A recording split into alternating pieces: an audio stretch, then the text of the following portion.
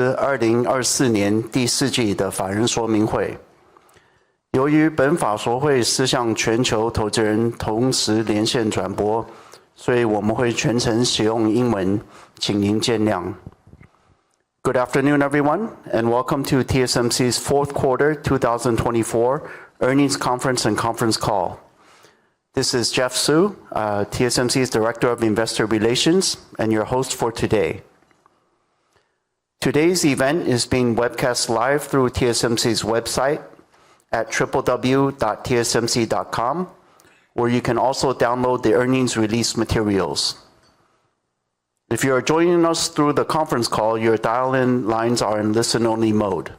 We'll summarize our operations in the format for today's event will be as follows. First, TSMC's Senior Vice President and CFO, Mr. Wendell Huang, will summarize our operations in the fourth quarter 2024, followed by our guidance. Will jointly provide the company's key messages. Then we will open both the floor and the line for the question and answer session. As usual, I would like to remind everybody that today's discussions may contain forward-looking statements that are subject to significant risk and uncertainties, which could cause actual results to differ materially from those contained in the forward-looking statements. Please refer to the safe harbor notice that appears in our press release. And now, I would like to turn the microphone over to TSMC's CFO, Mr. Wendell Huang, for the summary of operations and the current quarter guidance. Thank you, Jeff. Good afternoon, everyone. Thank you for joining us today. My presentation will start with financial highlights for the fourth quarter of 2024. After that, I will provide the guidance for the first quarter of 2025. Fourth quarter revenue increased 14.3% sequentially in NT, supported by strong demand for our industry-leading 3nm and 5nm technologies. Gross margin increased by 1.2 percentage points sequentially to 59%, mainly reflecting a higher capacity utilization rate and productivity gains, partially offset by the dilution of 3nm ramp-up.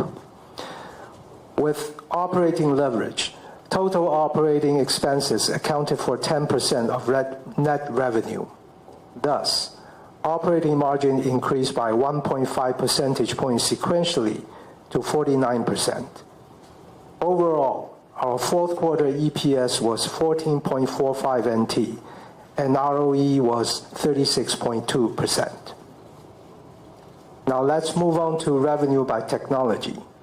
3nm process technology contributed 26% of wafer revenue in the fourth quarter. 5nm and 7nm accounted for 34% and 14% respectively. Advanced technologies, defined as 7nm and below, accounted for 74% of wafer revenue. On a full-year basis, 3nm revenue accounted for 18% of 2024 wafer revenue, 5nm 34%, 7nm 17%. Advanced technologies accounted for 69% of total wafer revenue, up from 58% in 2023. Moving on to revenue contribution by platform.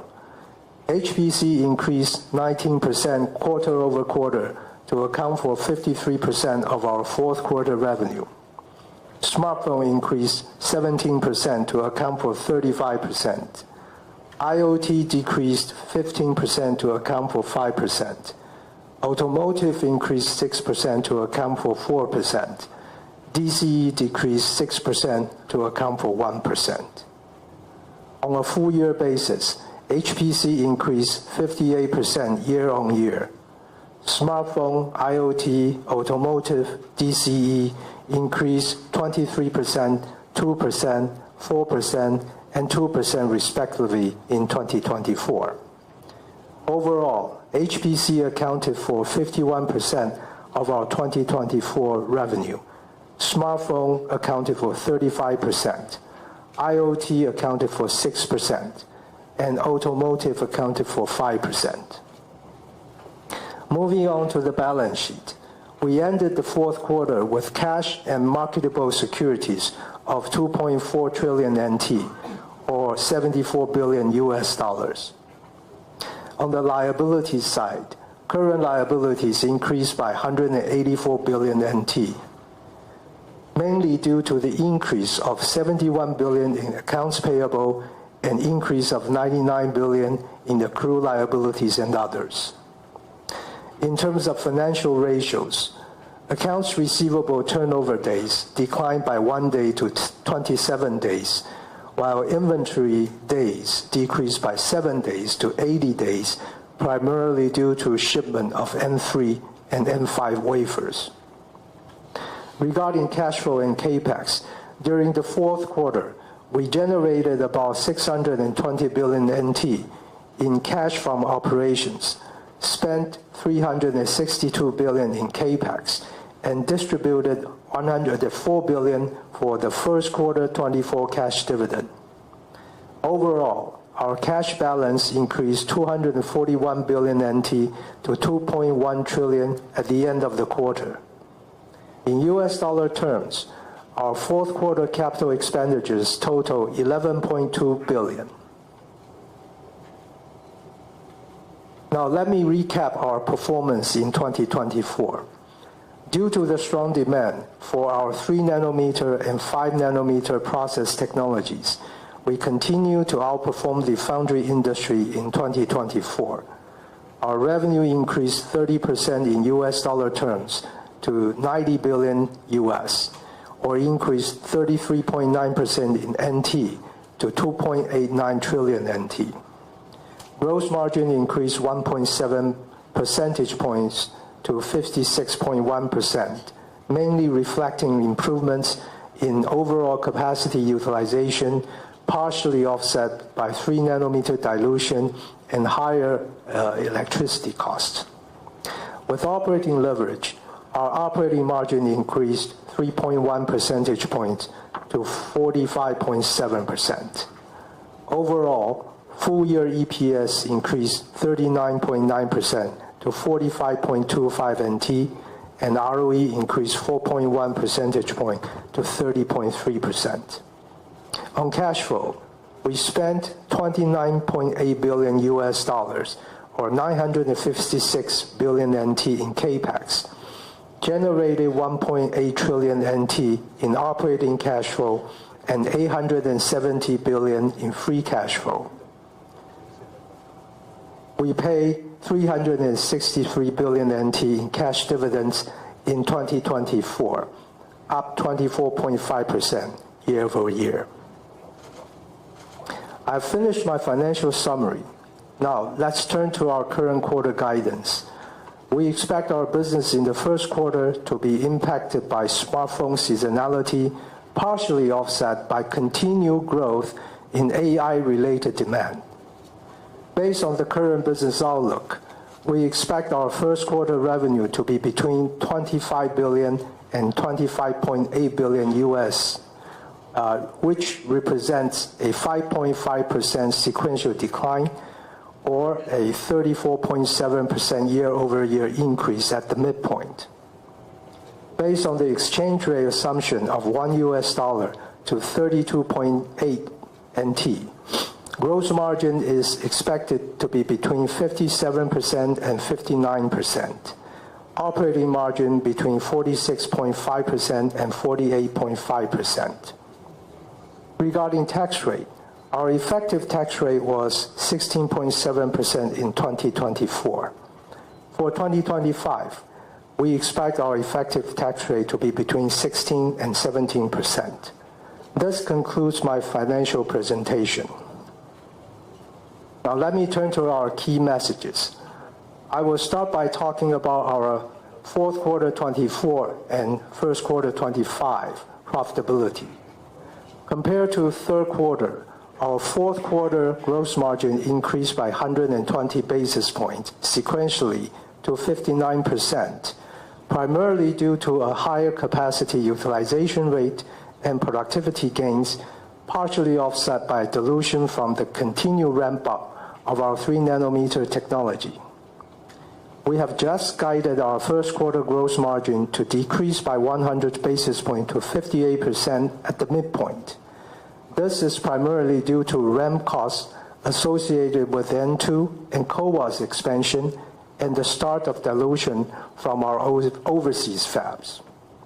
As a reminder, 6 factors determine TSMC's profitability: leadership, technology development and ramp up, pricing, cost reduction, technology mix, capacity utilization, and foreign exchange rate. Looking at full year 2025, given the 6 factors, there are a few puts and takes I would like to share. On the one hand, we are working hard to increase our value. The dilution impact from our N3 ramp is expected to gradually reduce, and we expect our overall utilization rate to moderately increase in 2025. On the other hand, as we have said before, we forecast 2 to 3% margin dilution impact from the ramp-up of our overseas fabs. The impact is less than 100 basis points in the first quarter of 25, but we expect it to grow more pronounced throughout the year as our fabs in Kumamoto and Arizona ramp up. We also expect inflationary costs, including higher electricity prices in Taiwan, to impact our gross margin by at least 1% in 2025. In addition, there are some ramp-up costs associated with N2 and further conversion of N5 to N3 capacity, which together we expect to impact our gross margin by about 1%. Finally, we have no control over the foreign exchange rate, but that may be another factor in 2025. Longer term, excluding the impact of foreign exchange rate, and considering our global manufacturing footprint expansion plans, we continue to forecast a long-term gross margin of 53% and higher is achievable. Next, let me talk about our 2025 capital budget and depreciation. Every year, our CAPEX is spent in anticipation of the growth that will follow in the future years, and our CAPEX and capacity planning is based on the long-term market demand profile. At TSMC, a higher level of capital expenditures is always correlated with higher growth opportunities in the following years. In 2024, we spent $29.8 billion as we continue to invest to support our customers' growth. With our strong technology leadership and differentiation, we are well positioned to capture the multi-year structural demand from the industry megatrends of 5G, AI, and HPC. In 2025, we expect our capital budget to be between $38 and $42 billion as we invest to capture the future growth. Out of the $38 to $42 billion CAPEX for 2025, about 70% of the capital budget will be allocated for advanced process technologies. About 10 to 20% will be spent for specialty technologies, and about 10 to 20% will be spent for advanced packaging, testing, mask making, and others. Our depreciation expense is expected to increase by high single-digit percentage year over year in 2025, as newly incurred depreciation will be partially offset by other nodes rolling off depreciation. Even as we invest for the future growth with this level of CAPEX spending in 2025, we remain committed to delivering profitable growth to our shareholders. We also remain committed to a sustainable and steadily increased cash dividend per share on both an annual and quarterly basis. Now let me turn the microphone over to CC. Thank you, Wendell. Good afternoon, everyone.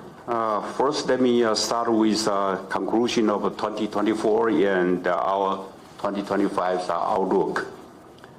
2024 was a mixed year of recovery for the global semiconductor industry. AI-related demand was strong, while other applications saw only a very mild recovery, as macroeconomic conditions weigh on consumer sentiment and end market demand. Concluding 2024, the Foundry 2.0 industry, which we define as all logical wafer manufacturing, packaging, testing, mask making, and others, increased 6% year over year, slightly lower than our previous forecast. Supported by strong demand for our leading-edge process technologies, TSMC's revenue increased 30% year over year in US dollar terms, outperformed the foundry industry growth. Entering 2025, we expect fabless semiconductor inventory to have returned to a healthier level exceeding 2024. We forecast the Foundry 2.0 industry to grow 10% year over year in 2025, supported by robust AI-related demand and a mild recovery in other end market segments. Supported by our technology leadership and broad customer base, we are confident we can continue to outperform the industry growth. We expect 2025 to be another strong growth year for TSMC and forecast our full-year revenue to increase by close to mid-20% in US dollar terms. Now I will talk about AI demand and TSMC's long-term growth outlook. We observe robust AI-related demand from our customers throughout 2024. Revenue from AI accelerators, which we now define as an AI GPU, AI ASICs, and HBM controller for AI training and inference in the data center, accounted for close to mid-teens% of our total revenue in 2024. Even after more than tripling in 2024, we forecast our revenue from AI accelerator to double in 2025 as the strong surge in AI-related demand continues. As a key enabler of AI applications, the value of our technology platform is increasing as customers rely on TSMC to provide the most advanced process and packaging technologies at scale in the most efficient and cost-effective way. To address the structural increase in the long-term market demand profile, TSMC is working closely with our customer to plan our capacity and investing in leading-edge specialty and advanced packaging technologies to support their growth.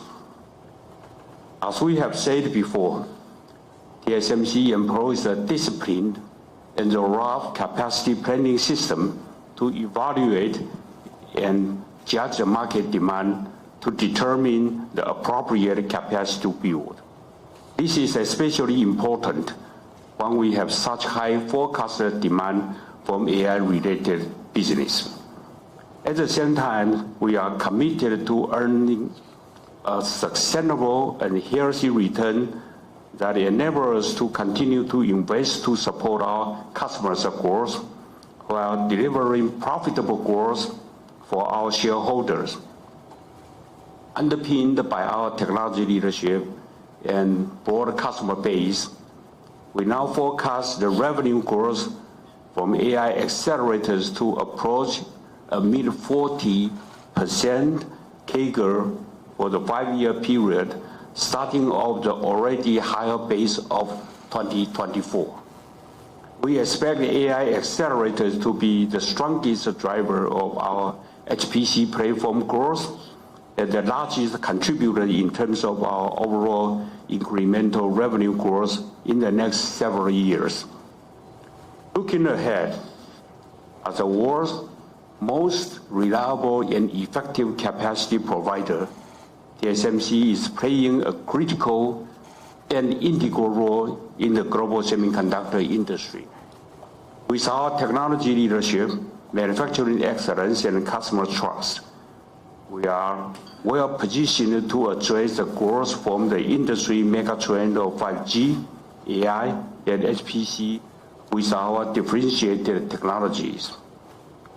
For the 5-year period starting from 2024, we expect our long-term revenue growth to approach a 20% CAGR in US dollar terms, fueled by all 4 of our growth platforms, which are smartphone, HPC, IoT, and automotive.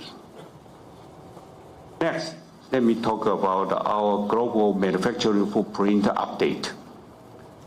All our overseas decisions are based on our customers' need, as they value some geographic flexibilities and a necessary level of government support. This is also to maximize the value for our shareholder. In the U.S., we have a long-standing good relationship with the U.S. government, dating back to even before our Arizona Fab project announcement in May 2020.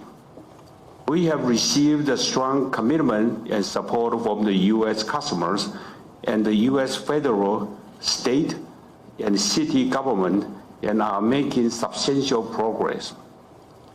Building on the successful result of our earlier engineering wafer production, we were able to pull ahead the production schedule of our first fab in Arizona. Our first fab has already entered the high volume production in 4Q24, utilizing N4 process technology with a yield comparable to our fabs in Taiwan.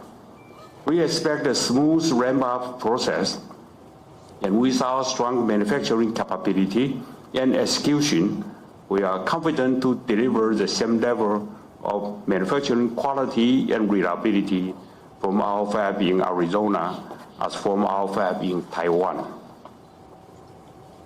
Our plans for second fab and third fab in Arizona are also on track. These fabs will utilize even more advanced technologies such as N3, N2, and A16 based on our customers' need. Thus, TSMC will continue to play a critical and integral role in enabling our customers' success, while remaining a key partner in enabling of the U.S. semiconductor industry. Next, in Japan, thanks to the strong support from the Japan Central, Prefecture, and local government, our progress is also very good. Our first specialty technology fab in Kumamoto has started volume production at the end of 2024 with very good yield. Construction of our second fab, specialty fab, is scheduled to begin this year. In Europe, we have received strong commitment from the European Commission and the German federal, state, and city government. We are progressing smoothly with our plans to build a specialty technology fab in Dresden, Germany, focusing on automotive and industrial applications. In Taiwan, we continue to receive support from Taiwan government, and we are investing in and expanding our advanced technology and packaging capacities. Given the robust multi-year demand for our 3nm technology, we continue to expand our 3nm capacity in Tainan Science Park. We are also preparing for multiple phases of 2nm fabs in both Hsinchu and Kaohsiung Science Park to support the strong structural demand from our customers. We are also expanding our advanced packaging facilities across several locations in Taiwan. As we have said before, under today's fragmented globalization environment, overseas fab costs are higher for everyone, including TSMC and all other semiconductor manufacturers. We are leveraging our fundamental competitive advantage of manufacturing technology leadership and large-scale manufacturing base to be the most efficient and cost-effective manufacturer in the region that we operate, while supporting our customers' growth. Finally, I will talk about the N2 and the A16 introduction. Our 2nm and A16 technologies lead the industry in addressing the insatiable need for energy-efficient computing, and almost all the innovators are working with TSMC. We expect the number of the new tape-out for 2nm technology in the first 2 years to be higher than both 3nm and 5nm in their first 2 years, fueled by both smartphone and HPC applications. N2 will deliver full node performance and power benefit with 10 to 15 speed improvement at the same power, or 20 to 30% power improvement at the same speed, and more than 15% chip density increase as compared with the N3E. N2 is well on track for volume production in second half of 2025 as scheduled, with a ramp profile similar to N3. With our strategy of continuous enhancement, we also introduced N2P as an extension of N2 family. N2P features further performance and power benefit on top of N2. N2P will support both smartphone and HPC applications, and volume production is scheduled for second half 2026. We will also introduce A16 featuring Super Power Rail, or SPR, as separate offering. TSMC's SPR is an innovative, best-in-class backside power delivery solution that is first in the industry to incorporate a novel backside metal scheme that preserves the gate density and device width flexibility to maximize the product benefit. Compared with the N2P, A16 provides a further 8 to 10% speed improvement at the same power, or 15 to 20% power improvement at the same speed, and additional 7 to 10% chip density gain. A16 is the best suitable for specific HPC product with a complex signal route and dense power delivery network. Volume production is scheduled for second half 2026. We believe N2, N2P, A16, and its derivative will further extend our technology leadership position and enable TSMC to capture the growth opportunity well into the future. This concludes our key message, and thank you for your attention. Thank you, CC. This concludes our prepared statements. Before we begin the Q&A session, I would like to remind everybody to please limit your questions to 2 at a time to allow all the participants an opportunity to ask their questions. Questions will be taken from both the floor and from the call. Should you wish to raise your question in Chinese, I will translate it to English before our management answers your question. For those of you on the call, if you would like to ask a question, please press the star then 1 on your telephone keypad now. If at any time you would like to remove yourself from the questioning queue, please press star 2. Now we will begin the Q&A session. We'll take the first few questions here from the floor and then go to online. I think maybe left, middle, right. So why don't we start? I think first question, Gokul Hariharan from JP Morgan. Thanks, Jeff. Happy New Year, management team. My first question is on the TSMC's US future strategy. There has been a lot of changes recently. Taiwan relaxed the N-1 restriction. There was a news about that a week back. CC, you met Elon Musk as well recently, so you said there are a lot of developments that you've discussed. Your key IDM competitor seems to be struggling as well, while your Arizona fab seems to be ramping up quite well. So in light of all these, I just wanted to understand the longer-term strategy. Would you consider investing in latest node in the US? Because so far it has been N-1. Now you don't have the restriction from the Taiwan government to go and invest in the latest node. What has been your feedback in whatever discussions you have had with the incoming President Trump administration? Because they have talked a lot about CHIPS Act and everything, but they're also supportive. Your original investment was during President Trump's first term. And lastly, I think, Wendell, I think last time you had mentioned you're not very keen on taking over any IDM fabs. Has that thinking changed, especially given TSMC has a potential to become an even more stronger partner for the US in terms of bringing up US local manufacturing? Sorry, long question. Yeah.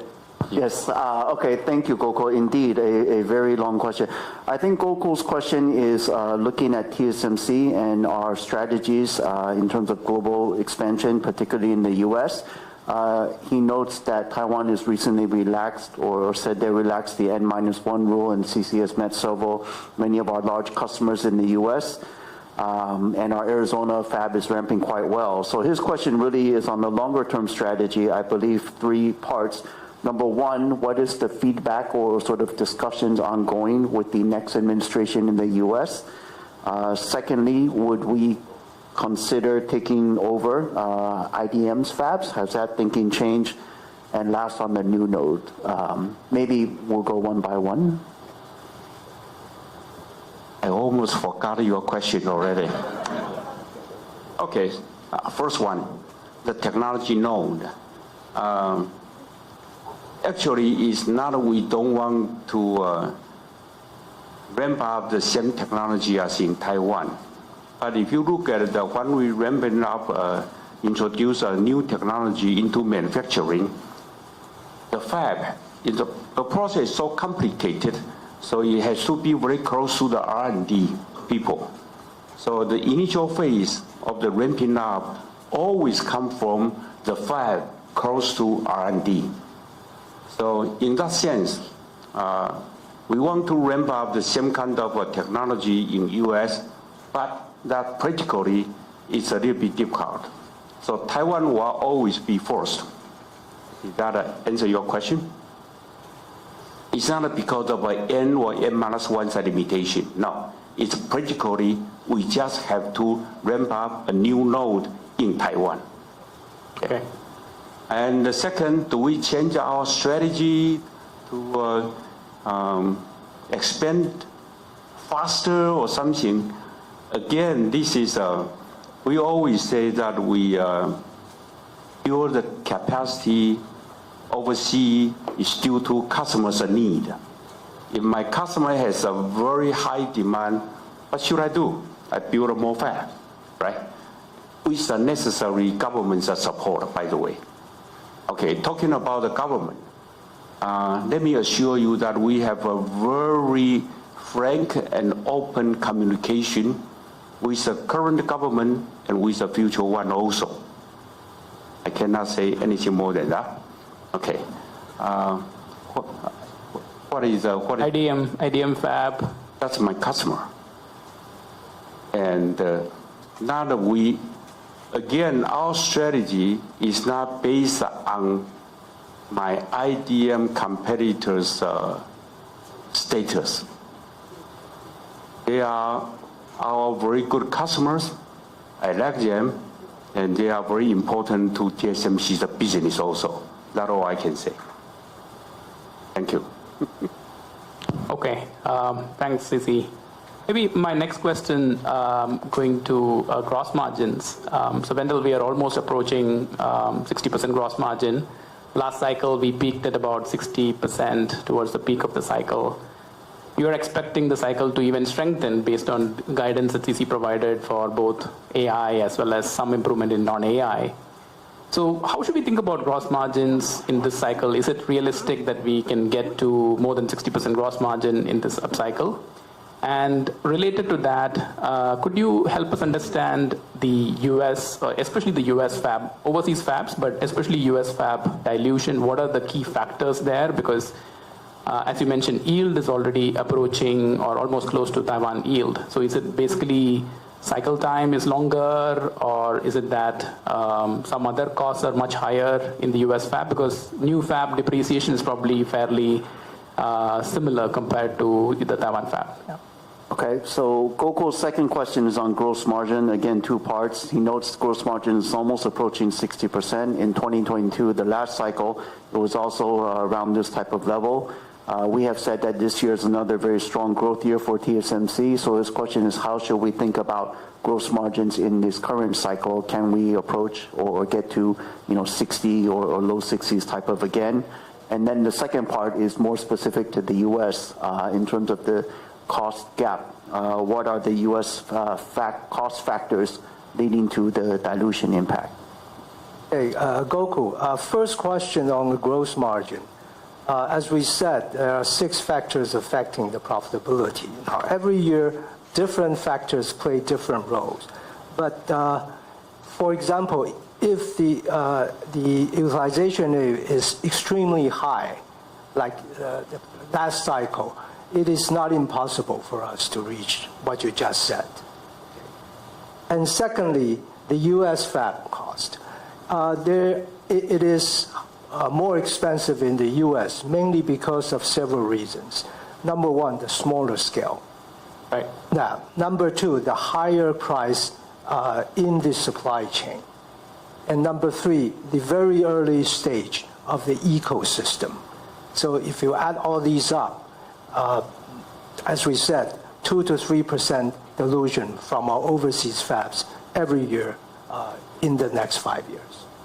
If I use the 2 to 3% and do some math, it feels like the overseas fab is starting at, 10% gross margin or 5% gross margin, just adding up factors. Obviously, it's not how it works, but I'm just doing outside in. Is that right? Is that the right kind of ballpark in terms of thinking about margin? All we can share is the 2 to 3%. Yeah. I don't think TSMC has ever started a fab at 10% gross margin. Thank you. Gokul, we are working hard to improve it. Okay, thank you, Gokul. We'll go to the middle. Laura Chen from Citibank. Thank you, and congratulations for the good result. I just want to have more details about your review. I think people are kind of looking for your updated long-term CAGR growth. So I believe that 20% starting from a already very high base in 2024 is a really good long-term objective. But just wondering that aside from the strong AI demand, what's your view on the traditional applications like a PC and the smartphone growth, in particular for this year? Okay, so Laura's first question is looking, she notes that we have updated our long-term CAGR to be approaching 20%, revenue growth in US dollars, starting off even the high base of 24.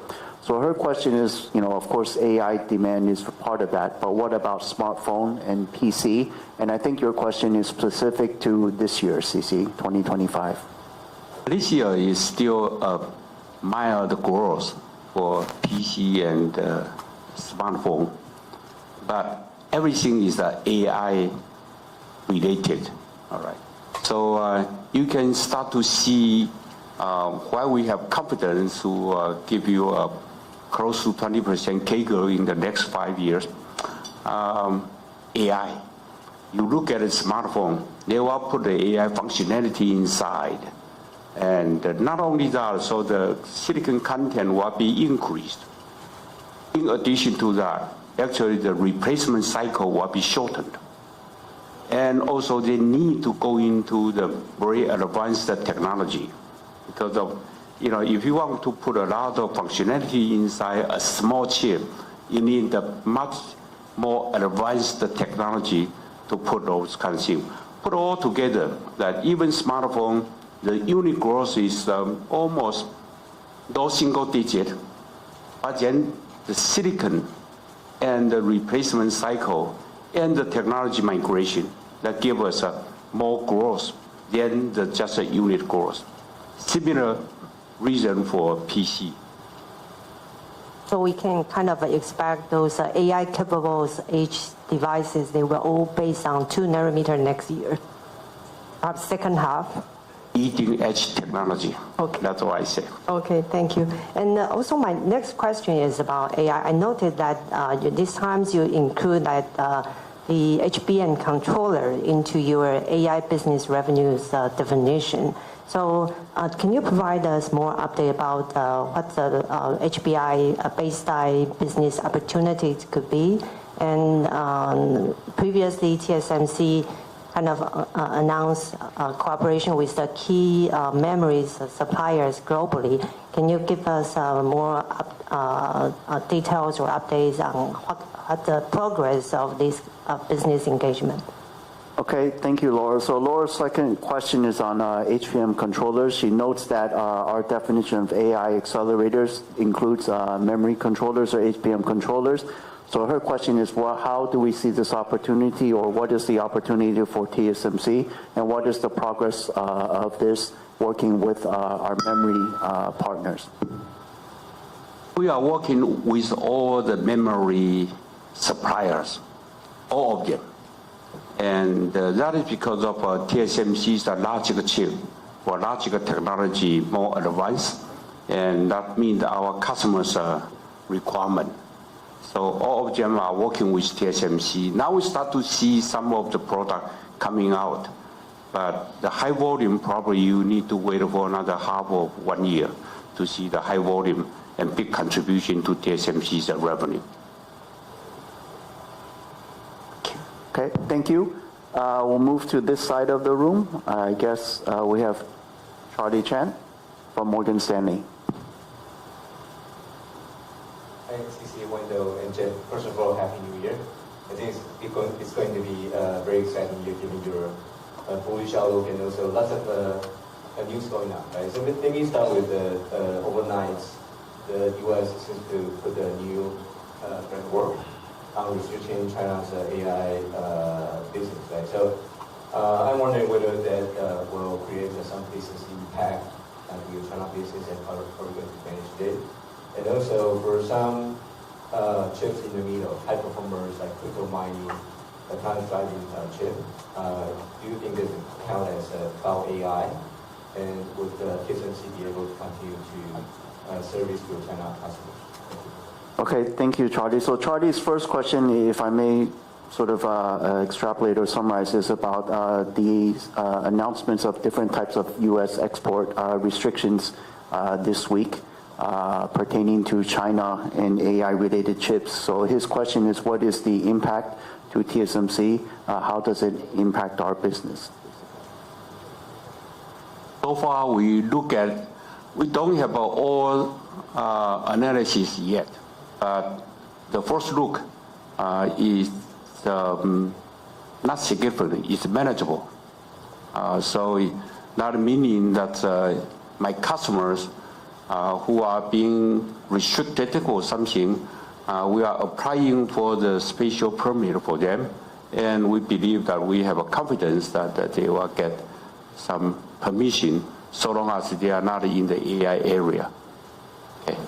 Especially automotive industry, or even you talk about the crypto mining. Yeah. That's super helpful. And my second question is actually very hot recently as well, the CPO.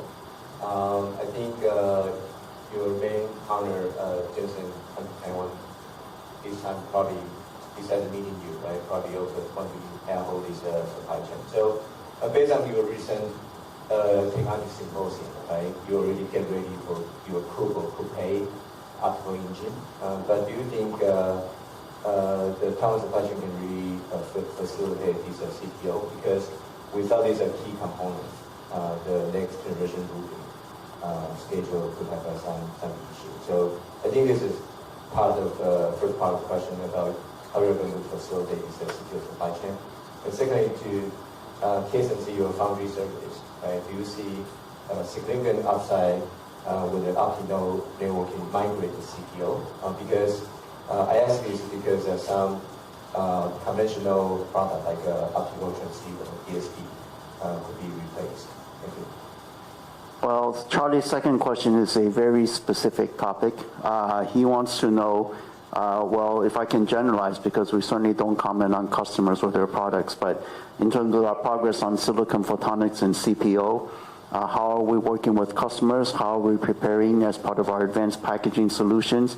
And what are the opportunities for TSMC as optical moves to silicon photonics and other type of solutions on a general basis? Charlie, that's a very technical question, Silicon photonics, we are working on it, as you said, and we got a good result also. However, a big volume, I don't think it will be in this year, or probably we have to wait for 1 or 1.5 years to you can see that contribution of the volume production. The initial results are quite good, no doubt about it, and so my customers are quite happy. Okay, thank you, CC. Operator, we'll now move to the questions online. We'll take the first call from the online participant, please. Yes. First question, Brett Simpson, TAIPEI Research. Yeah, thanks very much. And can I just say congratulations on reaching 100 billion in annual sales in Q4. It's quite a milestone. So my first question is on Arizona. I think, Wendell, you mentioned that we need to see some higher scale. So can you update us on the status of phase 2? It looks like the construction of the shell is nearly complete, but it would be great to understand more about how you see P2 developing over the course of 2025. And in terms of pricing U.S. wafers, how are you planning to do this? Will you have a U.S. price and a Taiwan price, or are you more likely to have a global price regardless of where you make the wafers? Thank you. Okay, so Brett's first question is on Arizona, maybe split into two parts. First is in terms of, we have already started the volume production of the first fab, so Brett would like an update on the progress of the second fab in terms of the construction of the buildings and the shells, etc. And then the second part would be on the pricing of overseas. As we say, there's value to our customers. He wants to know, do we charge a separate price, or is it part of the overall pricing, etc., etc.? Let me answer the second question first. Do we charge a little bit higher? Yes, we did, because of we have a value of geographic flexibility, right? And you guys know that made in USA is a premium product. Yes, we discussed with our customer, and they are all agree and happy to work with TSMC so that we can, because of the cost structure over there, so it's a little bit higher price over there. The progress of the first fab is right now in volume production. Second fab, we almost finished all the building and start to put the facility, etc., etc. And we expect that we move the tools this year also. And we have a plan that our third fab probably will start very soon, and we will announce it in the later days. Okay. Okay, thank you, CC. Brett, does that answer your first question, and do you have a second one? Yeah, very clear. And the second question, I wanted to get your perspective. Broadcom CEO recently laid out a large SAM for AI hyperscalers building out custom silicon. I think he was talking about 1 million accelerator clusters from each of the customers he has in the next 2 or 3 years. What's TSMC's perspective on all this? I'm sure you've spent a lot of time verifying what hyperscalers are planning over the years to come, and how comfortable are you with the scale of what's being implied here? Thanks.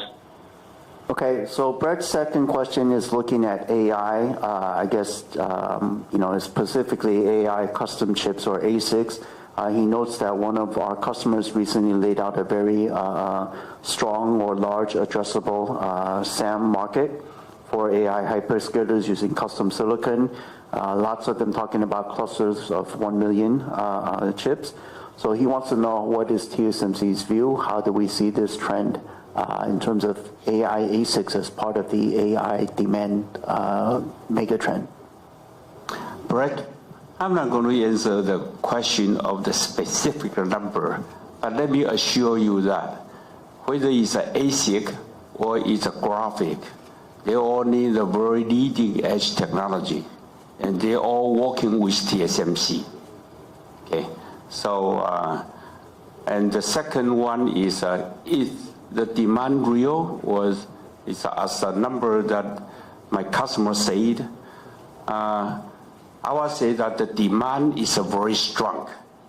Is that enough to answer your question? Correct? Yeah, that's great. Thank you. Okay, thank you, Brett. Operator, do we have anyone else on the line? It seems not. Then No, we let's, don't. okay, we don't. Then let's go back to the floor. I think on the left side, Bruce Liu from Goldman Sachs. Hi. Thank you for taking my question. To be honest, I'm a bit surprised that the long-term gross margin target doesn't really change it. I believe TSMC's value is definitely more than selling the, pass on the cost. I believe that TSMC needs to invest a lot more in R&D to maintain the leadership. TSMC suggested raise the gross margin target in 2022 with higher R&D requirement, with higher profitable target, right? So I asked the same question 2 quarters ago, which is in the process of price negotiation, which is understandable. But I think the price negotiation is pretty much done. What's the discrepancy here? Why TSMC cannot raise the profitability target? Okay, so Bruce's first question, he wants to know, again, our long-term gross margin. Why are we not changing the target of 53 and higher? Okay, he correctly notes that certainly TSMC's value is increasing, and certainly TSMC, we need to invest a lot of money in R&D and capacity to support our customers' growth. So we have always had a focus on earning the right return. He also notes in 2022, well, our gross margin used to be about 50, then we raised it to 53 and higher. So his question is, why is it not and higher, I guess? Hi, Bruce. As we said, 6 factors affecting the profitability. Every year, different factors have different weight. Now, 2 things to note. Number 1, starting from this year, overseas fab expansion, 2 to 3 percentage point impact every year for the next 5 years. The other things to note, macro environment, uncertainty, which may lead to impacting the global economy, which may lead to end market demand. Now, having said that, we are in a capital intensive industry, so we will need to have to earn a healthy return to continue to invest to support our customer, support their growth, and also deliver a profitable growth to our shareholders. And you mentioned about the raising of long-term gross margins back in 2022 to 53% and higher, and we have been able to deliver that and higher part since then. So given all the above, we continue to think that 53% and higher gross margin is achievable, and we work very hard to achieve on the higher part. Okay, now I'll try next 2 quarters. For the CoWoS capacity, TSMC has been very aggressive in expanding the capacity. However, the application is highly concentrated in AI at the current stage, which there are certain noise around it. When can we see non-AI application, such as server, smartphone, or anything else, can be can start to adapt CoWoS capacity in case there is any fluctuation in the AI demand? Okay, thank you, Bruce. So Bruce's second question is on CoWoS capacity. In his words, we have been very aggressive to expand the capacity but his concern is highly concentrated with AI-related demand. So his question is, when do we expect or to see more non-AI application adoption of CoWoS solutions? Well, yes, today is all AI focused, and we have a very tight capacity and cannot even meet customers' need. But whether other products will adopt this kind of a CoWoS approach, they will. It's coming, and we know that it's coming. So that's all I can say. When? It's coming. Okay, I'll try next quarter. On the CPU and on the server chip, let me give you a hint. Thank you. Okay, thank you, Bruce. We'll go to the middle. Arthur Lai from Macquarie. Hi, CP and Window and Jeff. Arthur Lai from Macquarie. So first of all, congrats on the strong growth margin. Just had a very quick follow-up on the US and JP extension, as this is important. My client keep chasing me. Do you have operational strategy to mitigate the cost gap between, the overseas fab and Taiwan fab? Yeah, I think CC you hint like you work on it and improve the cost margin. But during the Chinese New Year, I read Morris Chang's piece autobiography, and he mentioned that the strategy is to copy exactly from the Taiwan mother fab, right? So I want to understand how we maintain the high yield and also drive the cost down. Thank you. Okay, so Arthur's question is about our overseas expansion. His question is related to the cost gap and what is our operational strategies to mitigate the cost gap. How are we doing this internally in our fab operations and strategies to do so? Mention my boss is a book. Okay, that's meaning that you really read it. What he says, a copy exactly is whatever Taiwan's improvement, the U.S. will copy over there. Doesn't mean that this year, next year, and the following year will be the same. We continue to improve. That's improve the cost structure, both in Taiwan and in the U.S. And we also try very hard to find out a new methodology or whatever that I cannot share with you right now, but it will give Arizona fab some benefit, and so that we will improve, we will minimize the gap between the cost structure between U.S. and Taiwan, and we are working on that. But no matter what I say, we will be the best fab over there. Okay. Second follow-up question probably is on Windows. You just mentioned that there's a 200 bits or 300 bits margin dilution, right? So can you give us one level down that the variable cost and the fixed cost maybe happen, or maybe which one is higher? Okay, so Arthur's second question is on the overseas dilution of 2 to 3%. He is asking if we can provide a further breakdown in terms of how much of that is composed from variable cost, how much of that is from the fixed costs, etc. Arthur, we really don't give breakdown on these numbers, but both of them are higher. That's all I can share with you. Okay, thank you. We'll move to the right side of the room. I think Rick Hsu from Daiwa Securities. Yeah, hi, Happy New Year, and thank you for taking my question. So the first one, as usual, can you share with us your view on this year's global semiconductor revenue forecast as memory, or any driver by application in priority across the main application? Okay, so Rick's first question, he's asking for our forecast of the semiconductor industry, what we used to provide as semi-XMEM, but of course we have already given Foundry 2.0. Then he would like the outlook by end market application in terms of ranking, maybe just a comment on the overall end markets as a whole. But, yeah. Rick, I think the memory business will grow this year also. But all I can say is that HBM will grow very fast. And I don't comment on other memories because of, it's not logic. And we have already provided Foundry 2.0 to grow 10% year over year. That's our industry forecast for 2025. Just a quick follow-up. Can I use your Foundry 2.0 market growth as a proxy of the global standing estimate?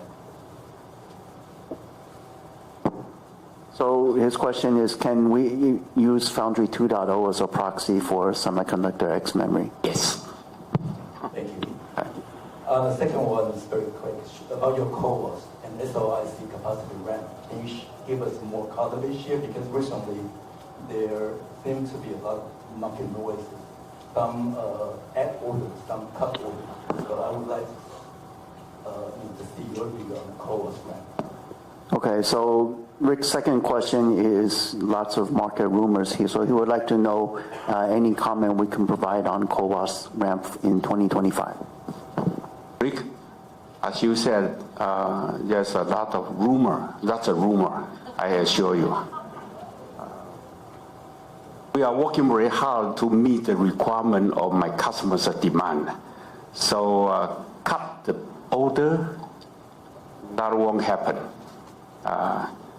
It actually continue to increase. So we are, again, I will say that we are working very hard to increase the capacity. Yeah. Okay, thank you. Okay, let's move back to operator. Is there anyone online? Yes, we have next one, Robert Sanders, Deutsche Bank. Go ahead, please. Yeah, hi there. I just have a question on AI demand. Is there a scenario where HBM is more of a constraint on the demand rather than CoWoS, which seems to be the bigger constraint at the moment? And I have a follow-up. Thanks. Okay, so Rob is asking us to comment on AI demand and HBM status constraint, or what is the bigger constraint in AI demand? I don't comment on other supplier, but I know that we have a very tight capacity to support the AI demand. I don't want to say I'm the bottleneck. TSMC always working very hard with customer to meet their requirement. That's all I can say. You have a second question. Yeah, just on SOIC, there's been more discussion in the market around your smartphone customers adopting SOIC. Can you just discuss if there's any kind of inflection point here, whether it's in the PC domain or the smartphone domain, or is this still more of a data center story? Thanks. Okay, well, Rob's second question is on SOIC adoption. His question basically in a nutshell is when do we see an inflection point for smartphone application to adopt SOIC? Today, SOIC's demand still can focus on AI applications. Okay. For PC or for other area, it's coming, but not right now. Okay, thank you, Rob. Thank you, CC. I think in the interest of the time, we'll take the last two questions, please. Okay, I guess we'll go to Sunny Lin from UBS. Good afternoon. Thank you for taking my questions. And so my first question is to try to get a bit more clarity on the cloud growth for 2025. I think longer term, without a doubt, the technology definitely has lots of potential for demand opportunities. But I think if we look at 2025 and 2026, I think there could be increasing uncertainties coming from maybe CSP spending, macro, or even some of the supply chain challenges. And so I understand the management just provided a pretty good guidance for this year for the sales to double. And so if you look at that number, do you think there's still more upside than downside as we go through 2025? Or how should we think about the demand profile for this year and next year? Okay, well, Sunny's question is about the AI-related demand. We have said that even after tripling, more than tripling last year, it will double again in 2025. She wants to know, is there upside or downside to this? And also for us to provide an outlook on the 2026 AI growth. Annie, I certainly hope there's an upside, but I hope I can, my team can supply enough capacity to support it. Did that give you enough hint? Okay. And we also forecast, based on the 2024's high number, we also forecast of mid-40s is CAGR for the 5 years. That gives you some kind of estimate that you can calculate. Yeah, also mid 40% is the long-term expectation in terms of growth by next few years. But how should you think about the trajectory of the growth? For sure, this year is still pretty strong growth, but do you think at some point maybe we see a moderation of growth temporarily and then followed by another ramp? Well, I think Sunny's question, again, is asking us to comment on 2026 outlook, which is a little bit early, or that, how do we see the trajectory of the growth? I've already said it's a little bit too early. All right. Sure, no problem. So I'll follow up maybe next quarter as well. And so my second question is on Edge AI. And so last year, management did expect maybe 2025 to be the inflection point for us to see more content related to Edge AI. So based on your current visibility, are you seeing clients ramping for this year for the Edge AI products, maybe into second half? And before, you also mentioned Edge AI could potentially drive 5 to 10% die size increase. Would that be a one-time increase, or do you think beyond the 5 to 10% increase for the maybe first-gen product, there should be sustainable increase going forward?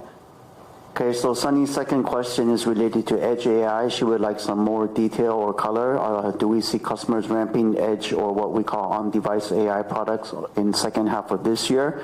And the second part, in terms of the content increase, 5 to 10% increase, is this a one-time thing?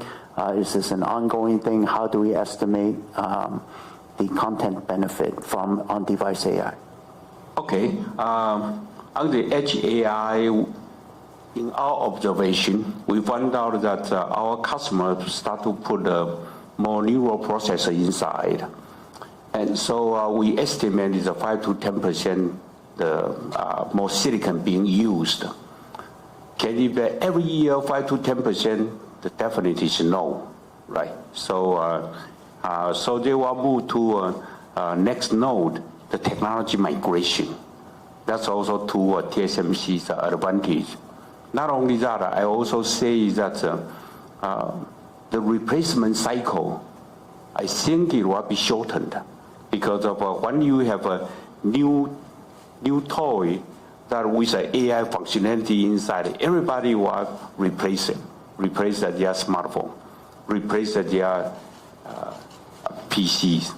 And I count that one much more than a mere 5% increase. All right.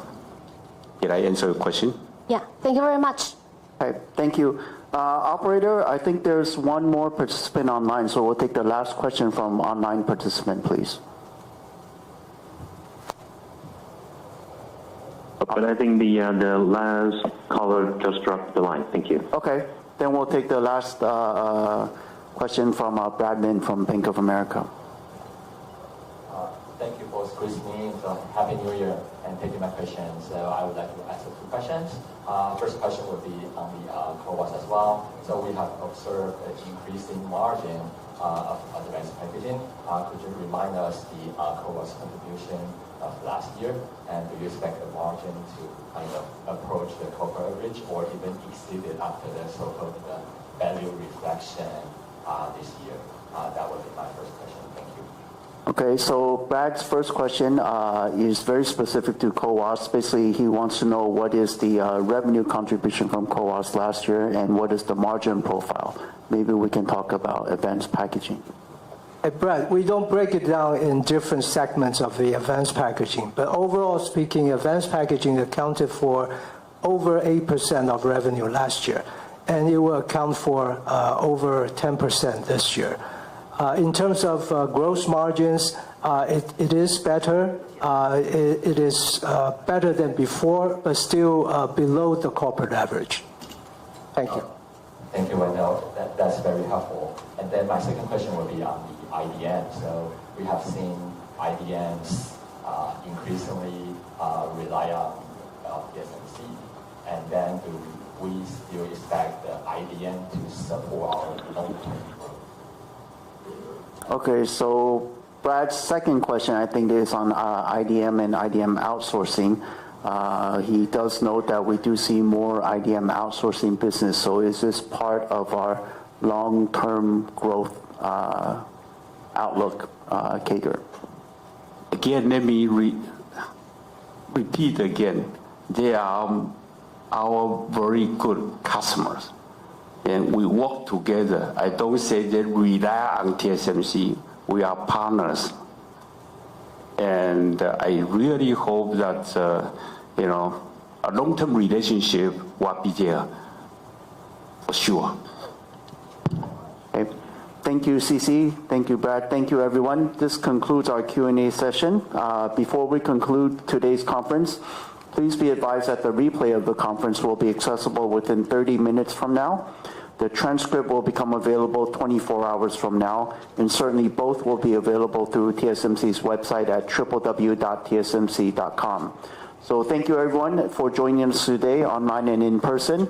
We'd like to wish everyone a happy new year and hope everyone continues to stay well, and hope you'll join us again next quarter. Goodbye, and thank you. Have a good day.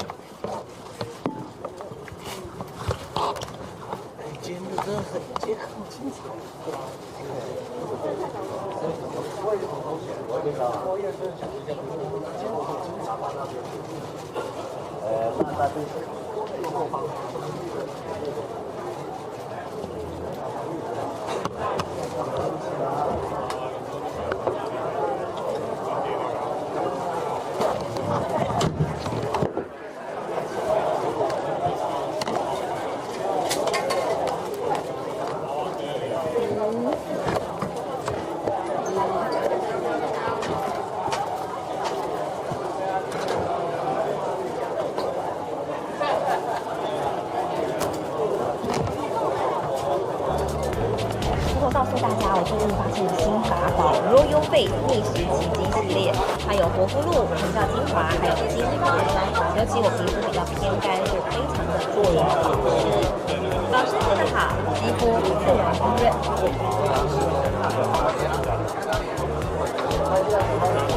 提亮肤色更年轻，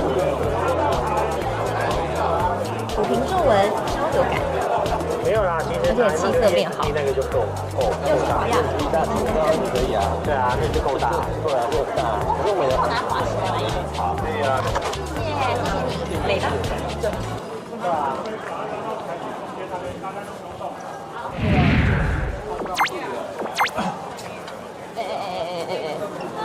对啊，现在怎样？不是啊，要防一直防啊。